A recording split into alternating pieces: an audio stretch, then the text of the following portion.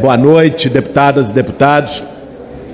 Hoje eu venho aqui na tribuna porque nesse dia 8 de fevereiro, se completa um mês de um dos momentos mais infames da história recente do nosso país e que precisa ser chamado pelo nome correto.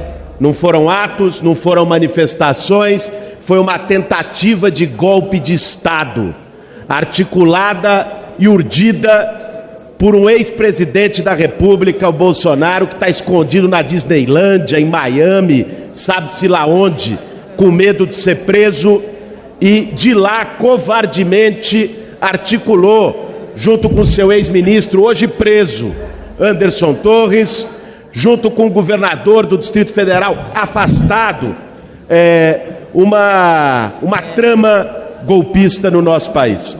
E nós do PSOL entramos com uma série de ações nesse período, inclusive com pedido de prisão do ex-presidente Bolsonaro, com pedido de cassação de parlamentares dessa casa e do Senado Federal que apoiaram, estimularam o golpe de Estado no país e atentaram contra a democracia brasileira. Então é muito importante, nessa marca de um mês da tentativa de golpe de Estado, a gente reforçar a bandeira que eu, junto com os meus companheiros e companheiras de bancada, estamos colocando para essa tribuna, que é sem anistia. Sem anistia àqueles que promoveram a tentativa de golpe, que quebraram inclusive essa casa, o Palácio do Planalto, a sede do Supremo Tribunal Federal, mas não só eles, que muitas vezes foram feitos de idiotas úteis, por outros que articularam nas sombras, financiaram e tramaram essa tentativa de golpe. Sem anistia também aos financiadores, empresários golpistas que pagaram essa estrutura, que pagaram acampamento em frente de quartel para pedir golpe militar. E sem anistia para Jair Bolsonaro, para ele e a sua corja, a sua turma de milicianos, ele que ficou 4 anos promovendo o golpismo no país, ele que ficou 4 anos desacreditando o sistema eleitoral. Eu acho muito engraçado. Eu acho, inclusive, que os bolsonaristas que o seguem fielmente deveriam ser coerentes e renunciar ao mandato popular, porque foram eleitos pela urna eletrônica. E aqueles que apoiaram... Peço 30 segundos para concluir, presidente.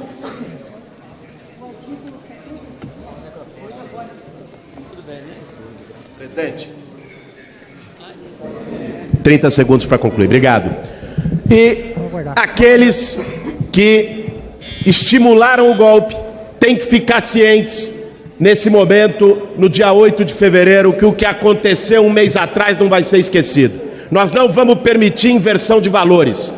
Inversão de valores de um país que chegou a exaltar torturador, tratar torturador como herói e tratar torturado como criminoso.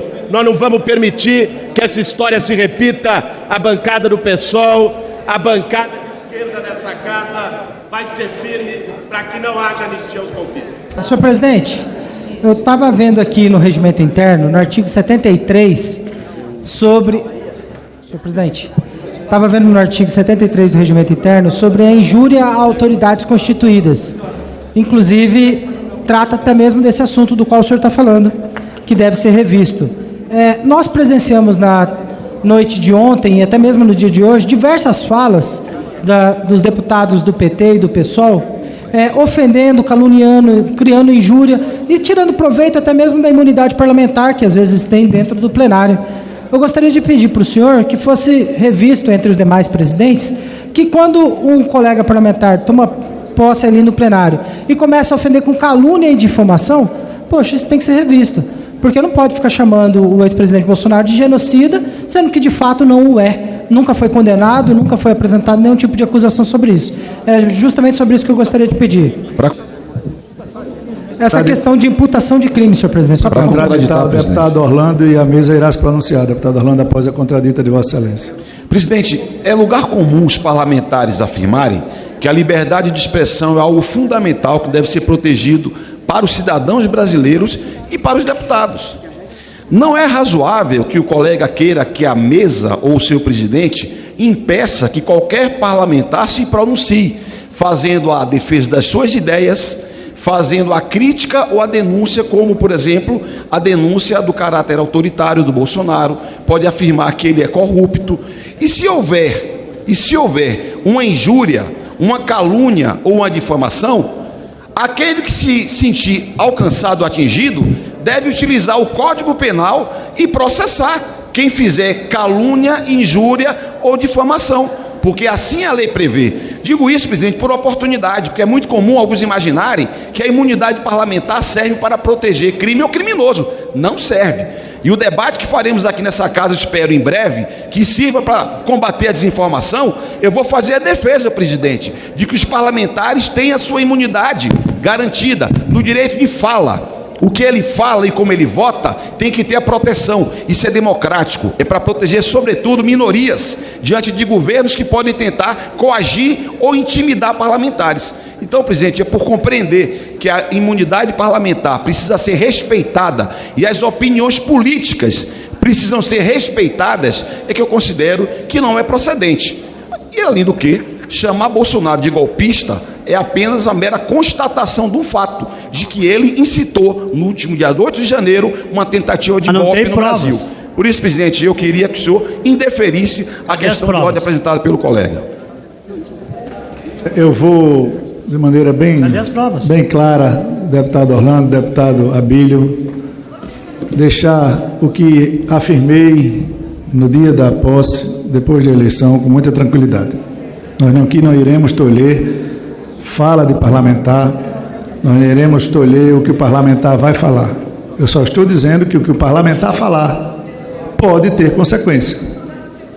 Tá? Então, nada contra a liberdade de expressão, liberdade de fala, pelo contrário. O artigo 73